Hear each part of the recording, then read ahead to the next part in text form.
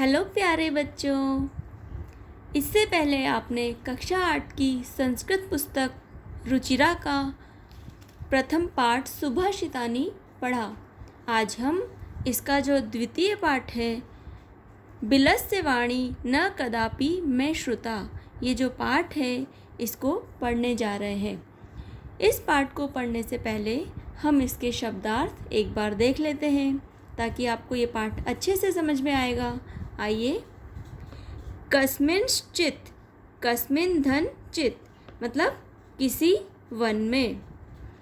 कस्मिंश्चित् मतलब किसी वन में।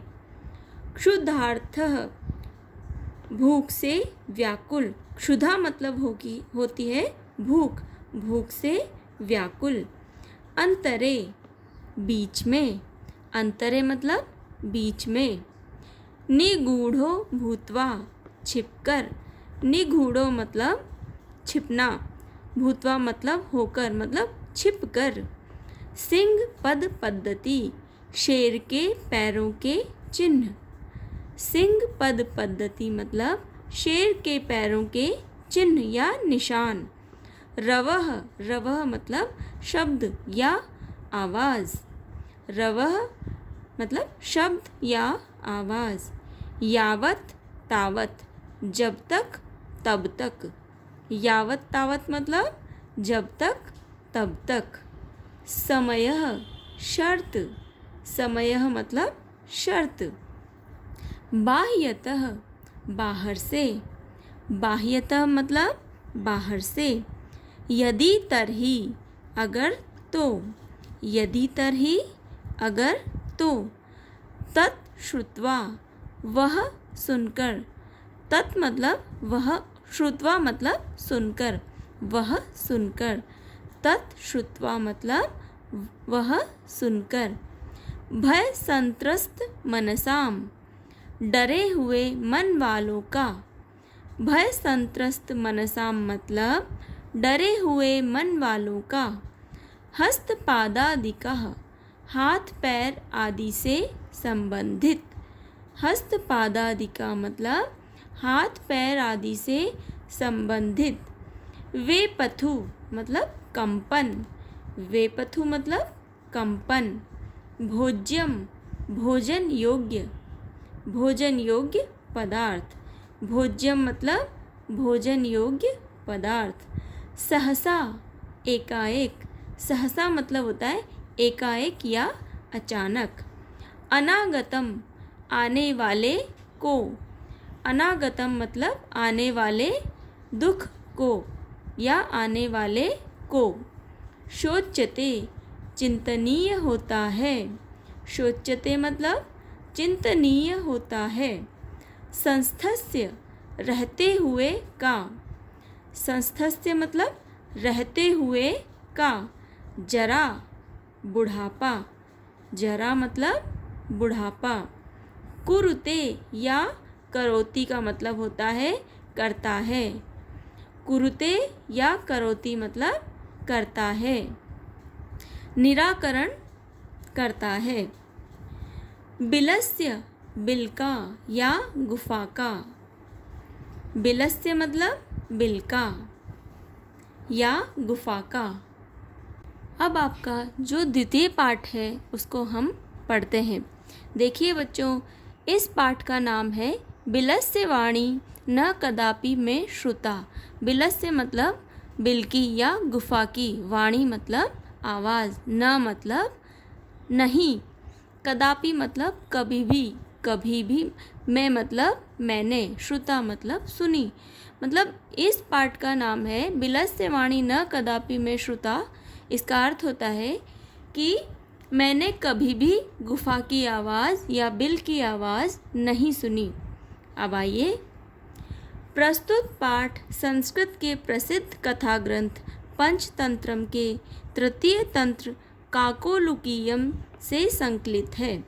पंचतंत्र के मूल लेखक विष्णु शर्मा हैं। इसमें 5 खंड हैं जिन्हें तंत्र कहा गया है। इसमें गद्य पद्य रूप में कथाएं दी गई हैं जिनके पात्र मुख्यतः पशु पक्षी हैं। आइए अब पाठ को समझते हैं हम। कस्मिंश्चित् वने खरंखर नाम सिंह प्रतिवसति स्म। किसी वन में खरंखर नाम का सिंह मतलब शेर रहता था। कस्मिन निश्चित मतलब होता है किसी वन में खरंखर नाम का एक शेर रहता था। स कदाचित इतस्ततः परिभ्रमन् क्षुधार्त न किंचिदपि आहारं प्राप्तवान्। किसी दिन वह इधर उधर, इतस्ततः मतलब इधर उधर, परिभ्रमण मतलब घूम रहा था, क्षुधार्थ मतलब होता है भूख से व्याकुल होकर वह इधर उधर घूम रहा था। न किंचित अपि उसे कुछ भी आहार या भोजन नहीं मिला, उसको कहीं पर भी कोई भोजन नहीं मिला, कुछ भी भोजन के लिए नहीं मिला। ततः सूर्यास्त समये एकां महती गुहां दृष्ट्वा स अचिंत्यत। ततः मतलब इसके बाद सूर्यास्त के समय, जब सूर्यास्त का समय हो गया, शाम हो गई, तो उसने एक बड़ी गुफा को, महती मतलब बड़ी, गुहा मतलब गुफा, गुफा को देखकर वह सोचता है, उसने सोचा, नूनम एतस्यां गुहायां रात्रो कोऽपि जीवः आगच्छति। मतलब जब शाम हो गई तब उसने एक बड़ी सी गुफा को देखकर सोचा, नूनम मतलब निश्चित रूप से, एतस्याम मतलब इस गुफा में, एतस्याम मतलब इस, गुहायाम मतलब गुफा में, रात्रो रात में, कोऽपि मतलब कोई भी जीव, जीव मतलब कोई भी जीव इस आता होगा, इस गुफा में रात को कोई ना कोई जीव तो आता होगा। अतः अत्रैव निगूढ़ो भूत्वा तिष्ठामि इति। तो वो सोचता है कि इस गुफा में रात को कोई ना कोई जीव तो अवश्य आता होगा। अतः अत्रैव मतलब यहीं पर ही, निगूढ़ो मतलब छिपकर, भूत्वा मतलब होकर, मतलब मैं यहीं पर छिपकर बैठता हूँ या मैं यहीं पर छिपकर रहता हूँ, ऐसा वह सोचता है। इति मतलब ऐसा उसने सोचा। एतस्मिन् अंतरे गुहाया स्वामी दधिपुच्छ नामकः शृगालः समागच्छत्। इसी बीच में गुहाया मतलब गुफा का जो स्वामी होता है उसका नाम है दधिपुच्छ। तो दधिपुच्छ नाम का जो सियार है वो वहाँ पर आता है। स च यावत् पश्यति तावत् सिंह पदपद्धति गुहायां प्रविष्टा दृश्यते न च बहिरागता। अब वो जब तक देखता है तब तक उसको, मतलब स मतलब वह, यावत मतलब जब तक, पश्यति मतलब देखता है, जब तक उसको सिंह पद पद्धति मतलब शेर के पैरों के निशान, गुहायाम प्रविष्टा गुफा में प्रवेश करते हुए दृश्यते मतलब दिखाई देते हैं, न च बहिरागता और बाहर आते हुए नज़र नहीं आते, बाहर आते हुए उसको दिखाई नहीं देते। शृगालः अचिंत्यत। अब शृगाल जो है, सियार जो है, वो सोचता है, अहो विनष्टो अस्मि। अब वो चिंतित हो जाता है और सोचता है कि ओहो अब तो मेरा विनाश हो जाएगा, अब तो मैं मर जाऊंगा, अब तो मुझे, मतलब उसको डर लगता है और वो सोचता है कि अब तो शेर मुझे अवश्य खा जाएगा। नूनम अस्मिन् बिले सिंह अस्तिति तर्कयामि। वो सोचता है, नूनम मतलब निश्चित रूप से, अस्मिन् बिले इस बिल में या इस गुफा में शेर है। मतलब इस तरीके से वो अपने मन में तर्क करता है, अपने आप से, अपने आप में सोचता है कि अवश्य इस बिल में शेर है, निश्चित रूप से, नूना मतलब निश्चित रूप से इस बिल में शेर है, वो ऐसा सोचता है। तत् किम करवाणी, तो अब मैं क्या करूं, किम करवाणी मतलब क्या करूं। एव विचिन्त्य दूरस्थ रवं कर्तुम् आरब्ध। भो बिल किम न स्मरसि अब इसके बाद वो ऐसा सोचकर दूर चला जाता है और शोर करना, रव मतलब होता है शोर, कर्तुम आरब्ध मतलब शोर करना आरंभ कर देता है, शोर करना शुरू कर देता है। क्या कहता है वो? भो बिल, हे बिल, हे गुफा, किम न स्मरसि, क्या तुम्हें याद नहीं है? यन्मया त्वया सह समय कृतो अस्ति, यत् यदा अहम बाह्यत प्रत्यागमिष्यामि तदा त्वं माम आकारिष्यसि। अब वो कहता है कि क्या तुम्हें याद नहीं है कि तुम्हारी मेरे साथ जो शर्त थी, जो तुमने मेरे साथ वादा किया था कि जब मैं यहाँ पर बाहर से प्रत्यागमिष्यामि मतलब वापस आऊँगा, तदा त्वम माम मतलब तब तुम मेरा आकारिष्यसि, तब तुम मुझे बुलाओगी, मुझे पुकारोगी या मेरा आह्वान करोगी। यदि त्वम माम न आह्वयसि तर्हि अहम द्वितीयं बिलं यास्यामि इति। वो कहता है कि मेरी तुम्हारे साथ जो शर्त थी, मेरी तुम्हारे साथ एक बात हुई थी कि जब मैं बाहर से यहाँ पर वापस आऊँगा तब तुम मुझे बुलाओगी, मुझे पुकारोगी, मेरा आह्वान करोगी। यदि तुम ऐसा नहीं करोगी, वो कहता है यदि तुम मुझे नहीं बुलाओगी तो मैं द्वितीय मतलब दूसरे बिल में चला जाऊंगा, दूसरे बिल में रहने चला जाऊंगा। ऐसा वह इस तरह से वह कहता है। अथ एतत् श्रुत्वा सिंहः अचिंत्यत, इसके बाद ऐसा सुनकर मतलब एतत् श्रुत्वा मतलब इस तरह की बात सुनकर सिंह मतलब शेर सोचता है या शेर ने सोचा। नूनम एषा गुहा स्वामिनः सदा समाह्वानं करोति। वो कहता है कि निश्चित रूप से वो जो शेर अंदर है वो श्रृगाल की बात सुन रहा है और वो अंदर से ही ये बात सोचता है कि ज़रूर निश्चित रूप से यह गुफा जो है अपने स्वामी का सदा हमेशा ही आह्वान करती होगी या उनको बुलाती होगी, स्वागत करती होगी। परंतु मद भयात न किंचित वदति। अब वो सोचता है कि परंतु यह मद भयात मेरे डर के वजह से, मेरे डर के कारण कुछ भी नहीं बोल रही है, ये मेरी वजह से डर रही है क्योंकि मैं यहाँ पे अंदर बैठा हुआ हूँ ना, तो ये गुफा मेरे डर की वजह से कुछ भी नहीं बोल रही है। अथवा साध्वी दम उच्यते, मतलब यहाँ पे इसका मतलब है कि अच्छा ही कहा गया है। साध्वी दम मतलब कहा गया, उच्यते मतलब कहा गया है, अच्छा कहा गया है, अच्छी बात ही कही गई है कि भय संत्रस्त मनसाम हस्तपादादिका क्रिया प्रवर्तन्ते न वाणी च वेपथुश्चाधिको भवेत्।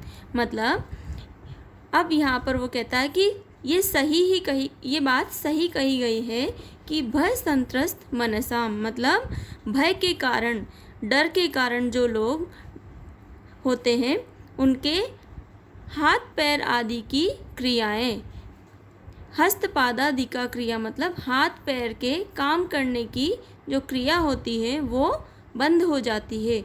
प्रवर्तन्ते न वाणी च वेपतुश्चाधिको भवेत् मतलब और प्रवर्तन्ते मतलब काम नहीं करती है या नहीं हो पाती है। और वाणी जो है आवाज़, उनकी बोली भी नहीं निकलती है। वे पथुश्चु मतलब और उनके हाथ पैर काम नहीं करते हैं और वो कांपने लगते हैं, भय के कारण वो कंपन करने, वेपतु मतलब कंपन करने लग जाते हैं, थरथराने लग जाते हैं, वो कांपने लग जाते हैं। इस प्रकार से यहाँ पर कहा गया है। अब देखिए तो वो शेर अंदर जब गुफा में बैठा हुआ है वो इस तरीके से बोलता है कि भय के कारण डरे हुए जो लोग होते हैं उनके हाथ पैर आदि की क्रियाएं नहीं होती है, उनके हाथ पैर काम नहीं देते हैं और वो भय के कारण, डर के कारण कांपने लगते हैं। तो वो ऐसा सोचता है कि मैं इस गुफ़ा के अंदर बैठा हूँ, इसलिए ये गुफ़ा भी डर रही है, ये कुछ भी नहीं बोल रही है, इसकी आवाज़ नहीं निकल रही है। अब आगे देखिए, तद अहम अस्य आह्वानम करोमि। तो अब मैं इसको बुलाता हूँ, मैं इसका आह्वान करता हूँ। किसका? इस सियार का, जो बाहर खड़ा है उसका। एवं स बिले प्रविश्य में भोज्यम भविष्यति। और यहाँ पे एवं का मतलब और, वह बिल में प्रवेश करेगा, मैं मतलब मेरा भोजन बन जाएगा। और वो इस तरीके से जब मैं उसको बुलाऊंगा तो वह बिल के अंदर प्रवेश करेगा, प्रवेश करके मेरा भोजन बन जाएगा, मैं उसको खा जाऊंगा। इत्थम विचार्य सिंह सहसा शृगालस्य आह्वानम करोत। मतलब वो ऐसा विचार कर, ऐसा सोचकर, जो शेर है वो ऐसा सोचकर अचानक से सियार का आह्वान करता है या उसको आवाज़ देता है। आह्वानम अकरोत मतलब उसने उसका आह्वान किया। सिंहस्य उच्च गर्जन प्रतिध्वनिना सा गुहा उच्चे शृगालम आह्यत। मतलब शेर की ऊंची गर्जना से, मतलब जोर की आवाज़ से, वो जो प्रतिध्वनिना मतलब, प्रतिध्वनि मतलब गूंजती है, वो गुफा जो हो गूंजती है। उच्चे शृगालम आह्यत, और वो उसको गूंजती है और ऊंची आवाज़ में सियार को बुलाती है। अनेन अन्ये अपि पशवः भयभीता अभवन। और इस प्रकार से, इस कारण से अन्य जो दूसरे जंगल में जो दूसरे पशु पक्षी हैं, दूसरे पशु हैं, दूसरे जानवर हैं, वो भी भयभीत हो गए। शृगालो अपि ततः दूरम पलायमान इमं अपठत। अब शृगाल जो है, वो जो सियार है जो बाहर खड़ा है, वो भी तब इसके बाद वहाँ से दूर दूर दूर, पलायमान मतलब दूर भाग जाता है और इसे पढ़ता है, इस बात को बोलता है। अनागतम यह कुरुते सह शोभते स शोच्यते यो न करोति अनागतम। वने अत्र संस्थस्य समागता जरा बिलस्य वाणी न कदापि में श्रुता। अनागतम मतलब होता है आने वाले दुख, दुख के बारे में। यह कुरुते, कुरुते मतलब निराकरण, यह मतलब जो, सह शोभते वह शोभा पाता है या वही सही होता है। सह शोच्यते यो न करोति अनागतम, और जो यह नहीं सोचता है, उसके बारे में चिंता नहीं करता है, वह उससे दुखी होता है, उस परेशानी में वो फंस जाता है। तो मतलब इसमें यह कहा गया है कि जो हमारे ऊपर मुसीबत आने वाली है, यदि हमें ऐसा लगता है कि हम किसी मुसीबत में फंसने वाले हैं, तो हमें उसका निराकरण, जो उससे बचने का जो उपाय है, वो पहले ही सोच लेना चाहिए। इसी प्रकार आगे कहा है उसने, वने अत्र संस्थस्य समागता जरा। इस वन में, वने अत्र मतलब यहाँ पर, इस वन में, संस्थस्य मतलब रहते हुए मुझे बुढ़ापा आ गया है। जरा मतलब बुढ़ापा, मैं बूढ़ा हो गया हूँ। बिलस्य वाणी न कदापि में श्रुता। बिलस्य मतलब बिल की, वाणी मतलब आवाज़, न मतलब नहीं, कदापि मतलब कभी भी, में मतलब मेरे द्वारा, श्रुता मतलब सुनी गई। मतलब वो सियार कहता है कि मैं इस जंगल में या इस वन में रहते हुए बूढ़ा हो गया हूँ, लेकिन मेरे द्वारा कभी भी बिल की आवाज़ नहीं सुनी गई। इस प्रकार से वह ये श्लोक पढ़ता है और वहाँ से चला जाता है। तो बच्चों, अब आपको ये कहानी समझ में आ गई होगी। अब आप इसे स्वयं पढ़ें और याद करें।